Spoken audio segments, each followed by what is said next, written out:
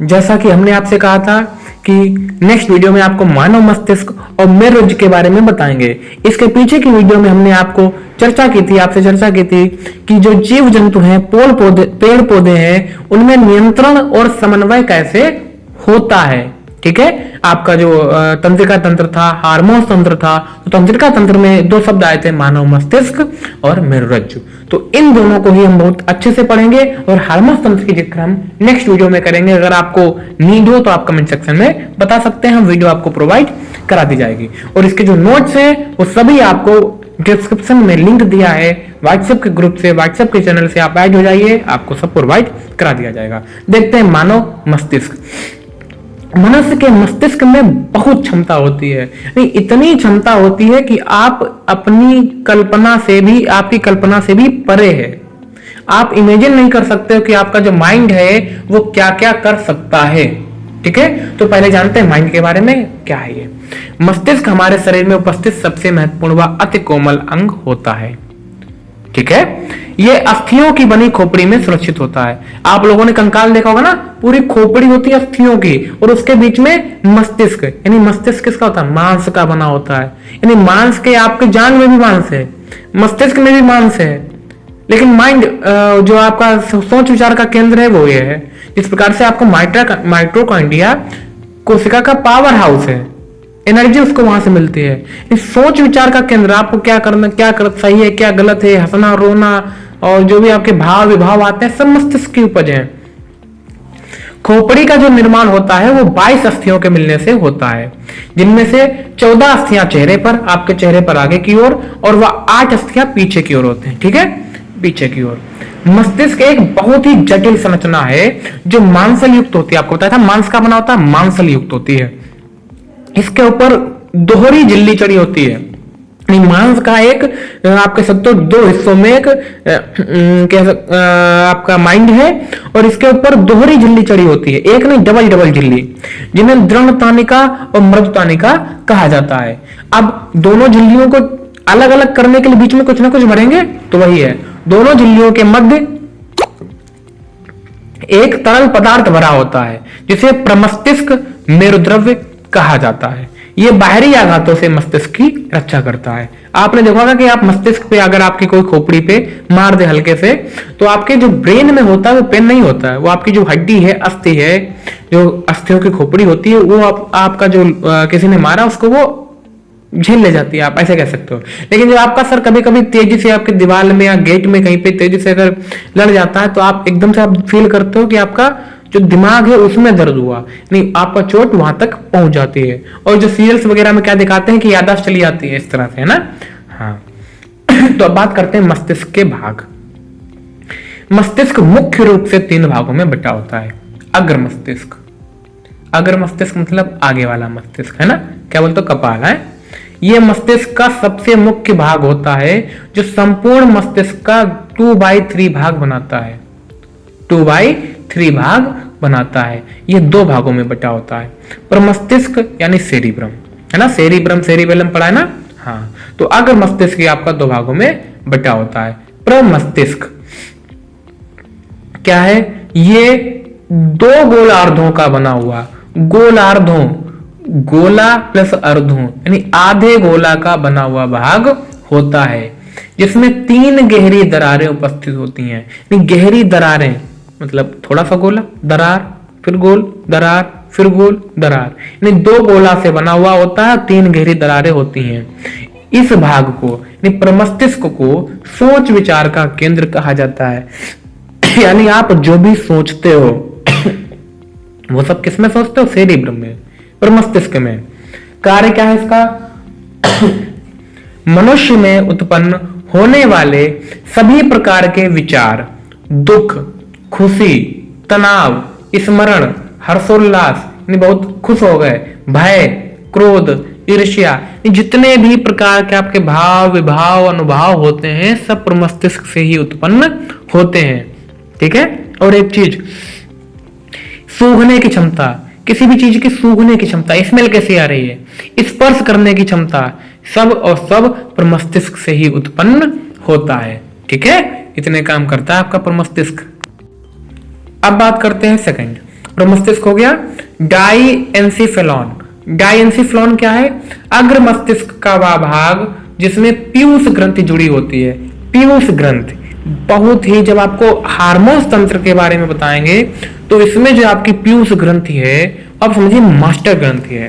पीयूष ग्रंथि को मास्टर ग्रंथि कहते हैं, यानी आपके शरीर में बाकी ग्रंथियां जो हार्मोन्स या एंजाइम उत्पन्न करती हैं उसको ऑपरेट करती है पीयूष ग्रंथि, जो आपके मस्तिष्क के अग्र मस्तिष्क के सेकंड पार्ट डाईएंसिफेलॉन में पाई जाती है पीयूष ग्रंथि। नंबर 2 पे आता है आपका मध्य मस्तिष्क। अग्र मस्तिष्क के बाद क्या आया? मध्य मस्तिष्क। ये मस्तिष्क का मध्य भाग होता है। भाई सिंपल है, अग्र मस्तिष्क आगे वाला भाग, मध्य मस्तिष्क मध्य वाला भाग जो पिचके हुए गोले के समान होता है, यानी एक ऐसा कोई गोलक या गोला जो पिचका हुआ है उसके समान आपका क्या होता है? मध्य मस्तिष्क। क्या है इसके कार्य? तो इसके कार्य में जो हमने आपको मानव नेत्र के बारे में बताया था, मानव नेत्र हम पूरा 1 to all पूरा डिटेल में ऑलरेडी बता चुके हैं, आप वीडियो में देख लीजिएगा जाके प्लेलिस्ट में फिजिक्स की। तो जो आपकी मानव नेत्र में जो प्रतिबिंब बनता था उसमें प्रकाश सिरा निकलती थी पीत बिंदु से, अंध बिंदु से जो मस्तिष्क तक जाती थी, वो आपका मध्य मस्तिष्क में ही सूचना मिलती है प्रतिबिंब के बनने की। और आप कान के द्वारा जो ध्वनि तरंग ग्रहण करते हो वो भी मध्य मस्तिष्क के ही हिस्से में जाती हैं, ठीक है। और प्रतिवर्ती क्रियाएं, जो आपको प्रतिवर्ती क्रियाओं के बारे में बताया था, वो भी मध्यवर्ती मस्तिष्क के द्वारा ही संचालित होती हैं, ठीक है। अब बात करते हैं पश्च मस्तिष्क की, ठीक है। जितने भी फिगर्स आपके सामने आ रहे हैं सभी को ध्यान से देखते रहिएगा। पश्च मस्तिष्क ये मस्तिष्क का सबसे अंतिम भाग होता है, यानी सबसे पीछे का भाग जो ठोस व पतला होता है, ठीक है। ये भाग ही मेरुरज्जु का निर्माण करता है, यानी सबसे लास्ट में आपका मस्तिष्क जो है वो इसका पतला होकर मेरुरज्जु में ऐसे जुड़ जाता है, मेरुरज्जु का निर्माण करता है। क्या कार्य है इसके? ये भाग शरीर के संतुलन को बनाए रखता है, ठीक है। जो शरीर का संतुलन है उस संतुलन को बनाए रखता है। ऐच्छिक पेशियों की क्रियाओं का संचालन इसी भाग से होता है, नहीं जो आपकी ऐच्छिक पेशियां हैं, है ना, उनका संचालन इसी भाग से होता है। देखो अनैच्छिक क्रिया अलग था, ऐच्छिक वाला है ना, उसका संचालन।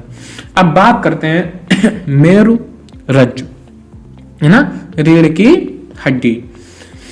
मस्तिष्क के अलावा ये केंद्रीय तंत्र का एक महत्वपूर्ण भाग माना जाता है। मस्तिष्क का पिछला हिस्सा पश्च मस्तिष्क पतला होकर कशेरुक दंड की कशेरुकाओं में प्रवेश कर जाता है। यानी जो पश्च मस्तिष्क का पिछला हिस्सा है, पश्च मस्तिष्क जो है, मस्तिष्क का पिछला हिस्सा वो पतला होकर कशेरुक दंड की कशेरुकाओं में प्रवेश कर जाता है, जिसे क्या बोलते हैं हम लोग? मेरुरज्जु।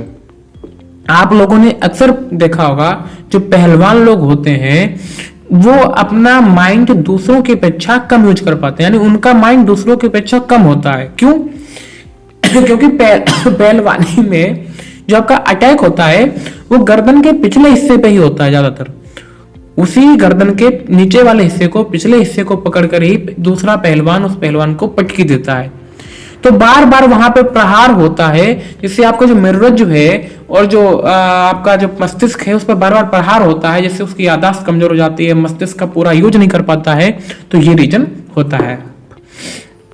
अब इसके ऊपर भी दोहरी जल्दी चढ़ी होती है मस्तिष्क की बात, दृढ़ तानिका, मर्द तानिका आपको ऑलरेडी बता चुके हैं। इसके मध्य में तरल पदार्थ भी भरा होता है, जिसे मस्तिष्क मेरुद्रव्य कहा जाता है। ये बाहरी आघातों से मेरुरज्जु की रक्षा करता है।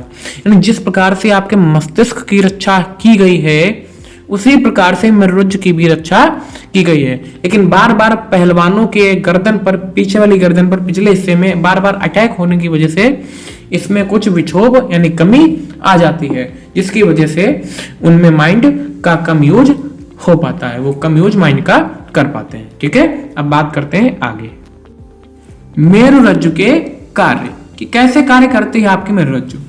शरीर से जाने वाली सूचनाओं को मस्तिष्क तक तथा मस्तिष्क से शरीर के अंगों तक आने वाले संदेशों के लिए मेरुरज्जु पथ का कार्य करता है। जैसे नदी के एक पार से दूसरे पार तक जाने के लिए पुल बनाया जाता है, उसी प्रकार से शरीर के जो अंगों के द्वारा सूचनाएं मस्तिष्क तक पहुंचानी हो या मस्तिष्क का जो आदेश विभिन्न अंगों तक ले जाना हो, उसके बीच में जो पथ का रास्ते का कार्य करता है वो कौन है? मेरुरज्जु।